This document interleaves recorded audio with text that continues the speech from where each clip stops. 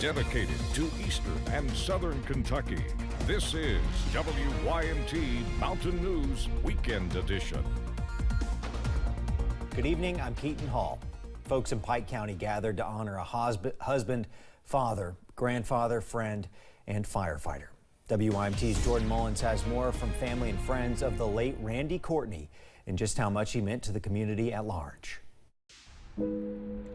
61-year-old Randy Courtney of Pikeville died on October 30th and was escorted to his final resting place on Saturday.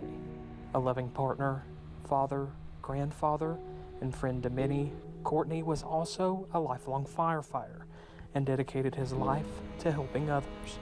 He loved the fire departments, he loved his county, he loved his state, and he was involved with all of the volunteer fire departments, and he worked for the city fire department, and then he was part of the 911 Association and the Firefighters Association. Courtney's daughter says he was a pillar of the community and their family.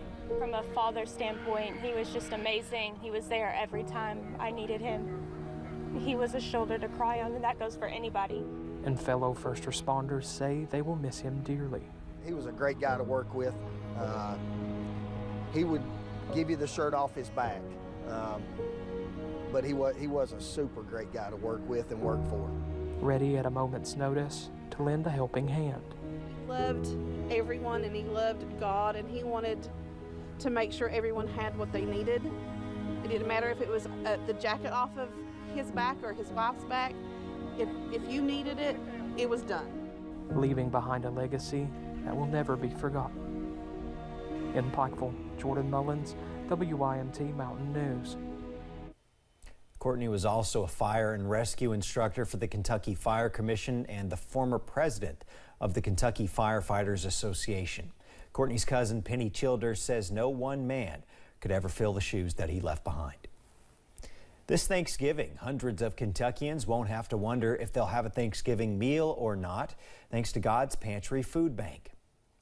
Dozens of volunteers gathered at the Southeast Regional Distribution Center in London to assemble Thanksgiving meal boxes. Each box includes all of the dry ingredients needed to prepare a Thanksgiving meal. Each of the boxes feeds a family of 8 as well. Everything ties in together to give somebody hope and joy and comfort, knowing that, hey, you've not been forgotten. You know, nobody wants to be forgotten. Nobody wants to be, left alone. But for us to give them a box, to give them a place to stay, or to reach out to them, it really makes people feel like, hey, you matter. And they do. They matter to us. During today's Sharing Thanksgiving Basket Brigade event, volunteers were able to assemble 1,000 Thanksgiving boxes. These will be distributed to families in Laurel, Clay, and Jackson counties later this month. It's Diabetes Awareness Month, and the Floyd County Diabetes Coalition hosted a Walk Your Way event to support the awareness initiative. Locals could participate in a walk around Archer Park in Prestonsburg and learn how to defend against diabetes. Dietitian Christina Tincher says it's their mission to bring awareness to the community. Just to show our community that we care. We want to help you to figure out how you can manage your diabetes best. Coalition members also say it's their goal to decrease diabetes rates in the state year over year. In 2015, Officer Daniel Ellis of the Richmond Police Department was shot and killed in the line of duty. He was only 33 years old. 7 years later, the community still honors his memory with a 5K. The 5K is in support of the 457 Foundation. The purpose of the foundation is to inspire, honor, and assist Madison County. The community is what's brought me this far. They've never left me behind. They are truly an amazing community. I'm so thankful to live in Richmond. A lot of their families came out to support, so just a huge involvement still, even 7 years later, and I couldn't appreciate them more. More than 300 people came out to run for Ellis. A Breathitt County teacher was honored tonight. Addie Henry of Richmond was inducted into the Kentucky Teachers Hall of Fame in a ceremony at Western Kentucky University. Henry retired in 1996 after teaching for 28 years in Breathitt County. She said her selection came as a total surprise and that she was, quote, delighted, honored, and humbled. Congratulations, Addie Henry. Mountain Comprehensive Care Center hosted a grief retreat in Prestonsburg today for families affected by the recent tragedies. The event was focused primarily on children's health as they got to paint and receive prizes. Participant Tiffany Fannin says events like the retreat are important for everyone during tough times.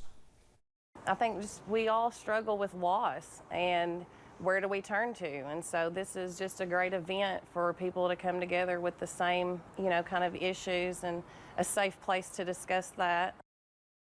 One of the gifts that was a stuffed dog named Drago in memory of the K-9 killed in the Allen police shooting. Looking ahead, Kentucky lawmakers will consider a bill that would require students to use the bathrooms that are designated to their biological sex. Kentucky State Representative Bill Wesley from Estill County pre-filed the bill. In the bill, Wesley has requested that biological males should use male bathrooms and biological females should use female ones. The bill was titled, quote, "An Act Relating to Student Privacy and Declaring an Emergency." This means that if the bill is passed, it will go into effect immediately. With the balance of power up for grabs in Congress in Tuesday's midterm elections, candidates and former presidents are making final appeals to voters this weekend. CBS News correspondent Christian Benavides reports from Miami.